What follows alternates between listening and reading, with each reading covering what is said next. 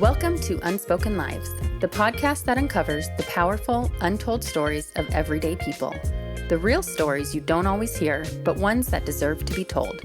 I'm your host, Kelsey Billingsley. In each episode, we'll explore journeys of growth, resilience, and transformation.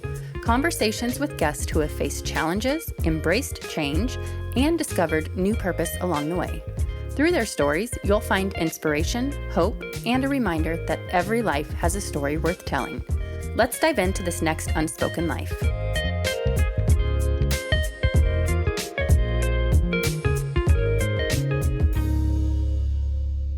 Today's conversation offers a glimpse into experiences many of us may never personally walk through, but can learn a great deal from. It's a reminder that behind every person is a story shaped by culture, circumstance, and experiences we may never fully see. I'm sitting down with Ricci, whose story begins in Iran and unfolds through major life transitions, cultural shifts, and personal transformation. From her early life to where she is today, her experiences have shaped not only how she sees the world, but also the purpose she now lives out through her work. She is now one of the key leaders of a faith-based nonprofit organization, Iran Alive. Her story offers insight into identity, freedom, and resilience in a way many of us rarely encounter firsthand. Lily and I first crossed paths through our church. I heard her speak a couple years ago when this podcast was still just an idea, and her story felt like confirmation that I needed to move forward with it. When she spoke again a few months ago, I knew I needed to reach out, and I'm so thankful we're sitting down together today. Lily, thank you so much for being here today. Kelsey, it's my pleasure. Thank you so much for inviting me. Of course. I'm just so thankful we have this time. Like I said, I saw you speak a couple years ago, and your story was just always in my mind. And then I saw you speak again, and I just knew I had to reach out. So thanks for responding to me and of course. being willing. I'm so glad you did. Now I have a beautiful friend like you. I think so. Well, I know I've heard some of your story, obviously, from the conference I went to. If you're okay with it, let's just start back from the beginning when Sure. you were in Iran and just go from there. Of course. So I was born and raised in Iran. And after about 16 years or so living in Iran, my dad's business went bankrupt. And because of the shame and honor culture that's very much resident in Iran, he couldn't tolerate the weight of people's eye contacts with him or, shaming him for losing everything that he had worked so hard for all his life. He basically moved us to Germany. And the news came to us almost overnight. We kind of grew up in a very loving environment where us kids, me and my two sisters, were very much sheltered. We didn't know anything about finances in their life. We didn't know anything about struggles, challenges, or anything like that. They were just good providers of love and finances, and they supported us. And so growing up in Iran, I sort of grew up with the culture of always viewing women as secondhand citizens, always feeling very intimidated every time I went out, even as a teenager. I wasn't sure if I was going to get arrested or not because of the mandatory dress codes, hijab, and all that. And so early on in my life, I would say even childhood, I was always very hypervigilant, high alert, like, what if we get arrested? What if I bring disgrace to my family, all that. And that was just a natural feeling you had daily. Yes. Wow. Yes. It was just, every single day you go to school, they make you do these pepper rallies to shout, and chant like, death to America, Wow. death to Israel, all that. So that's indoctrinated in children that grow up in Iran within the Islamic system. And so they instill hatred. They indoctrinate that Islam is the only way to God, that all the other religion in the world are false, that we need to turn them all into Islam and, just kind of that jihad thing, turn everyone to Islam. And if they don't, we don't mind using violence. So as you can imagine, my childhood was filled with fear, uncertainty, trauma even. But then inside our family was always love. Connection with God was there, but we weren't quite sure who that God is because all we knew was Islam that we were taught in Iran. And that was the only way. And even if we wanted to learn about a different religion, it was like almost taboo because if we decided to go with another religion, it was crime of apostasy. And we could be sentenced to long-term jail time or even execution, be sent to exile and things like that. So questioning Islam or even discovering other religion in my childhood was not even an option for me. Right. Wow. And you mentioned you had siblings? Yes, 2 sisters. Okay, 2 sisters. So that was how you grew up. And then you said you moved to Germany. How old were you? 16. 16. Okay, so what did life look like then? It was very difficult. At first, honestly, I was like, oh, this is just a vacation. After my dad gets, his life back together, we can go back to Iran and have our normal life. But then the reality started settling in when we stayed there. And my mom said, no, this is it. We're going to have to start from ground zero. Yeah. And we had nothing. I'm assuming you didn't speak German either. At all. Yeah. Not even a word. And so after the summer was over, it was the summer of 1998 when we moved to Germany.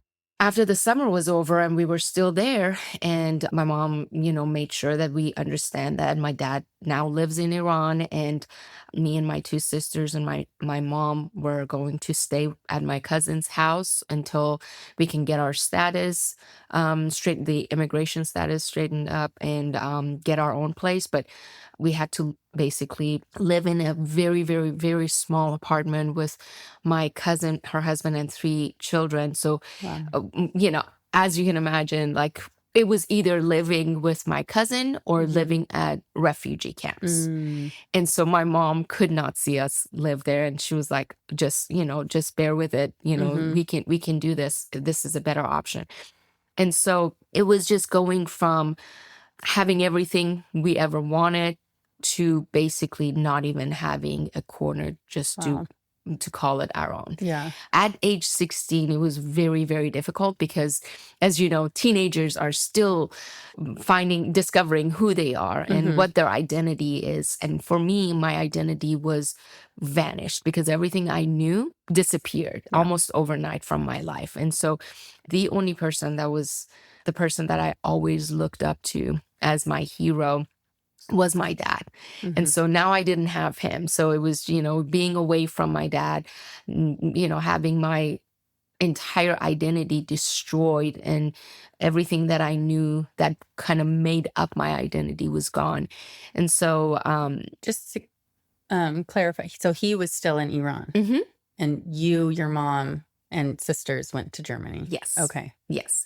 So the reason he stayed in Iran was because there were some apparently loose ends for the business that he still had to take care of. And he didn't want to come to Germany. He actually invested in a convenience store for us so that we can have a stream of income there, because he wasn't quite sure if Germany was the place for us to stay permanently.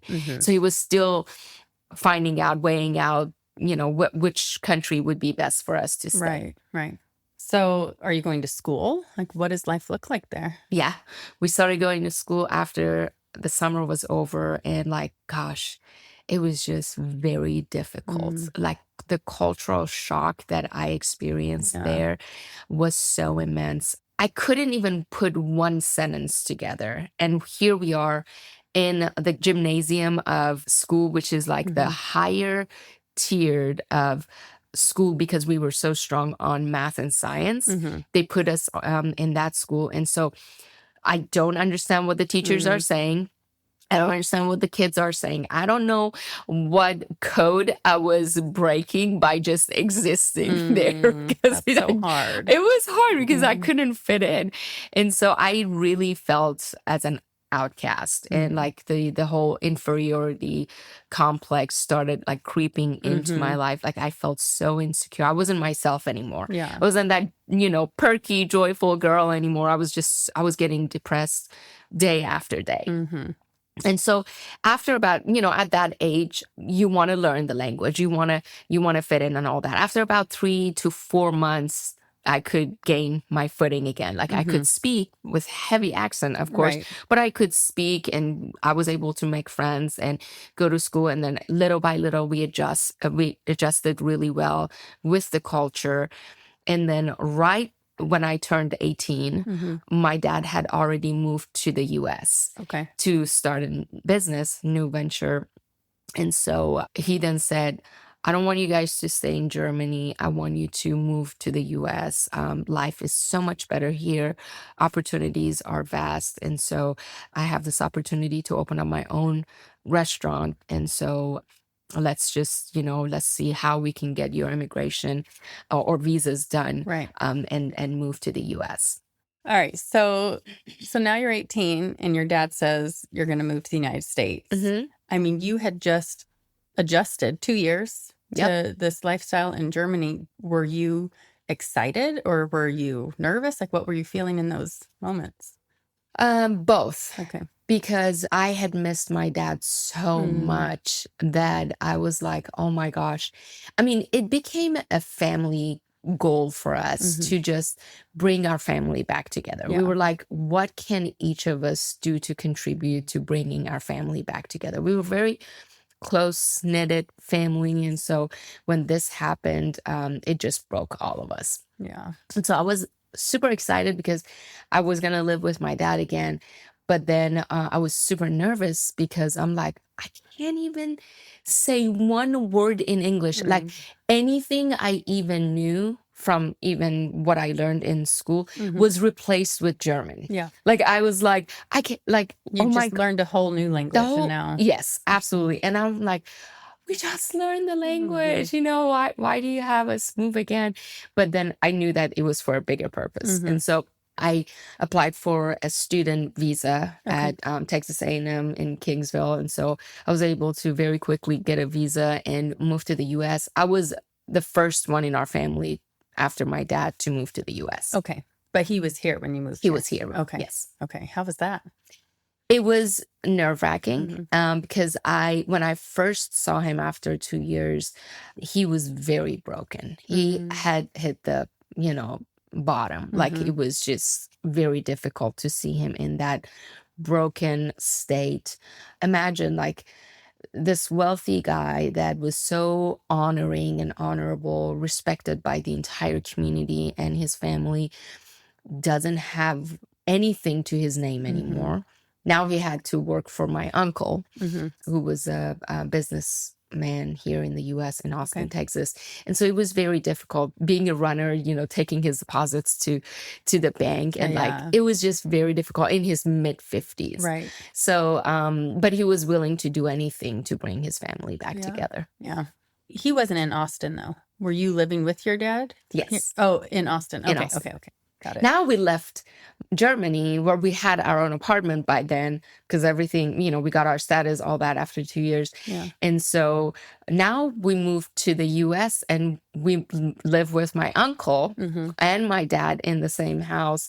And so again, we are moving in with relatives. Right. And so it's very uncomfortable to live with relatives, as you know, but it is what it is. It's just that, the infancy stages to getting your footing in a new country and all that. Yeah. So how was the adjustment then? How did it compare to when you first moved to Germany? How was it moving to America? It was very different. So about 6 months prior to me moving to the US, one time I was talking to my dad on the phone and he said, Lily, the person that's helping me with this restaurant business is an Iranian. He's a, semi-successful person. He's got his life together. And he had asked me for my permission to have him speak with you and get to know you for marriage. Yeah. So let me give you a little bit of background. Yeah. So in my culture, it's a very, very patriarchal, male-dominated culture. And so it was ingrained in me that whatever your father says, you obey. You submit to your male authority. And for me, even, it was beyond that. It was just like, I loved my dad so much and he was my hero that I did not want to say anything or do anything to disappoint him. Yeah. It was that approval seeking Of course. in me that I was like, okay, my dad is saying that his business partner wants to talk to me. I know how important it is for my dad to bring his family together. So if this helps him, Mm-hmm. I'm going to go ahead and see what options I have out there. Right. And so it was difficult, but now that I, think back, I'm like, oh my gosh, why would he even do that? Mm-hmm. And I realized that he too was also a victim of that culture that Mm-hmm. he Yep. was raised in. And it was nothing to arrange a marriage, Mm-hmm. because in the culture it's very much justified, very much the day-to-day normal societal Yeah. acceptance. Yep. It's just something that they always do. And so I didn't know that he was 14 years older than me. Okay. Then when I started talking with him, I realized that he was 14 years older. So I was 18 at that time. He Wow. was 32. That's a big difference. Oh my gosh. It was just, our world, both our worlds were so different. I Mm-hmm. mean, there was a huge canyon in Mm-hmm. between our worldview, the way, our mentality, the way we thought. I mean, it was so different. And so from the get-go, I realized that he was very jealous, Mm-hmm. very controlling, very insecure. Like Mm-hmm. he had to be talking with me on the phone almost 24/7 to making sure that I wasn't talking to any other guys. Wow. I wasn't, doing anything. He was so jealous and protective and controlling. And so I didn't see it as a red flag then because I mean, I was so immature. Well, and you were also doing what your dad thought was best. Yes. Yeah. And you would think that your parents would sort of guide you through it Mm-hmm. if they see some red flags, but they were so inundated with Mm-hmm. this immigration issues and Mm-hmm. starting all over again. I don't think like I was even on their radar. Mm-hmm. You know what I'm saying? Yeah. They Like, introduced and then mhm. worried about other Yeah. stuff. Yeah.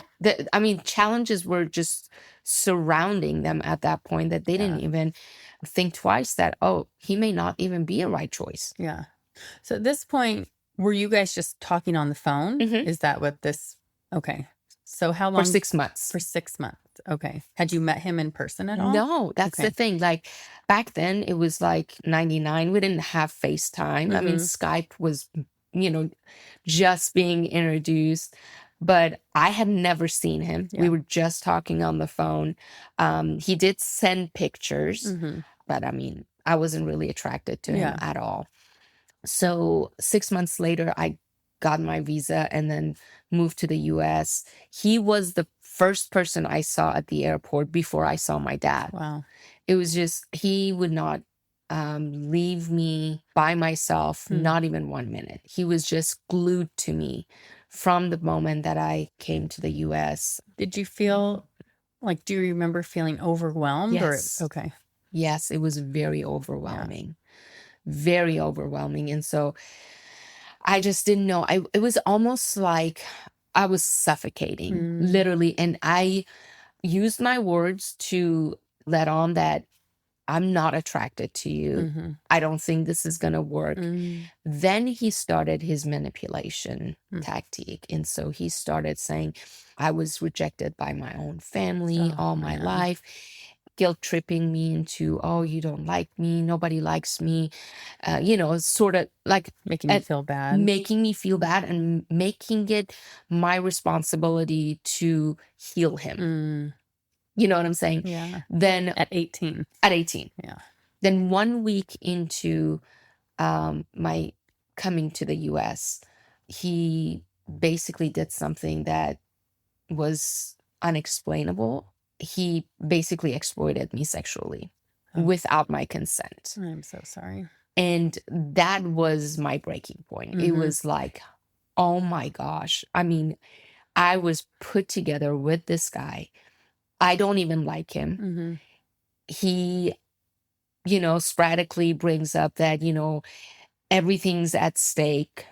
through him. Mm-hmm. Like he could just do something that, my dad's business could just fall through, all that. And so using that as a way to manipulate me Yeah. through what he wants to do, not even considering what I want. Right. Is this like what she wants? What if I'm forcing it upon her?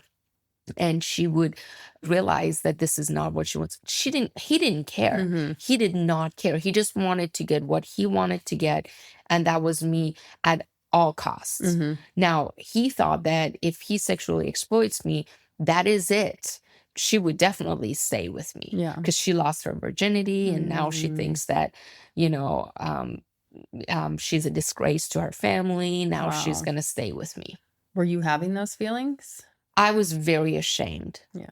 Very ashamed to even talk about it. I often say, like, I was so, like, I couldn't even make eye contact with my dad. I was so ashamed. And I didn't know how to go about it because I was carrying this overwhelming shame in me at the same time. I'm like, if he is like a broken glass, if I tell him anything, he's going to shatter. Mm-hmm. And so I didn't want me to be the reason why he would shatter. And my mom, she was not with me. So it was just difficult to have that conversation with her and have her worry about me. It was just a very difficult situation. A lot of pressure Yes. on you as an 18-year-old girl, not only with this potential marriage, but I feel like your whole family's well-being is being put on you. Yes. So what do you do from there? Exactly. So I went on with it unwillingly. With the marriage? Yeah. Okay. Unwillingly, I basically stepped into this marriage that was extremely abusive on all fronts. Yeah. It was a nightmare that I could not wake up from. It was very bad. And so, however many times I attempted to get away from him, like I was trapped for 14 years. 14 years. Wow. That's a really long time. It was a very long time. It was my wilderness. Mm-hmm. So after I married him, 1 year into our marriage, I was literally at the lowest point of my life. Like I could not see anything, any hope, any light at the end of the tunnel, anything that I could cling on to get me going. I think that, if I had stayed in that state of depression and just being down and blue at all times, I probably would have ended my life. It was that bad. Yeah. And so one day, as I was in my state of depression, my mom, who now had moved to the US, invited me over to their house. And she said that, a few of our friends are visiting and they want to see you. Do you mind coming over? And I was trying to keep my distance from my parents at this point because I was feeling so distrusting. I felt used, taken advantage of, not understood by anyone around me. And so I felt like the burden of bringing my entire family was put on me. And now I have to still face all this abuse and toxicity. And now that, everyone was here in the US. And so it was just a bad environment. Is just, our family feud was just growing every day and all that. And so I went there. As soon as I stepped into my parents' house, I felt differently. Normally when I went there, of course, it was in a state of chaos because everyone was at odds with one another. And as soon as I stepped in, I felt this wave of joy and love resident in their home. I was like, whoa, that's different. I kind of sensed it. And you probably haven't felt that in a while. In the longest time, ever since I was in Iran, probably just living our happy family life. And so I went into their kitchen and into their living room. I noticed that, they were watching a film on TV and they told me that, this is Jesus' story movie or film. It was Jesus film. Yeah. And so it was also in our own ethnic language, in Farsi. And so I sat there and watched it. And while I was watching it, the mom of the family turned to me and said, Lily, did you know when you accept Christ in your life, all things will become new, all your past will be gone, and you start fresh with God. And so that was like a seed that was sown inside my heart. When she said that, I was like, oh my gosh, do I want a fresh start? Yeah. Do I want everything to start and my past to be gone? Yeah. This was like a dream for me, right? Yeah. And so I watched the movie. Something was different with this film. Growing up, I had watched so many different religious figures, stories and all that, and they were all Islamic. So this time, of course, Jesus is recognized as one of the prophets in Islam too. But this was different because it wasn't about upholding a religion.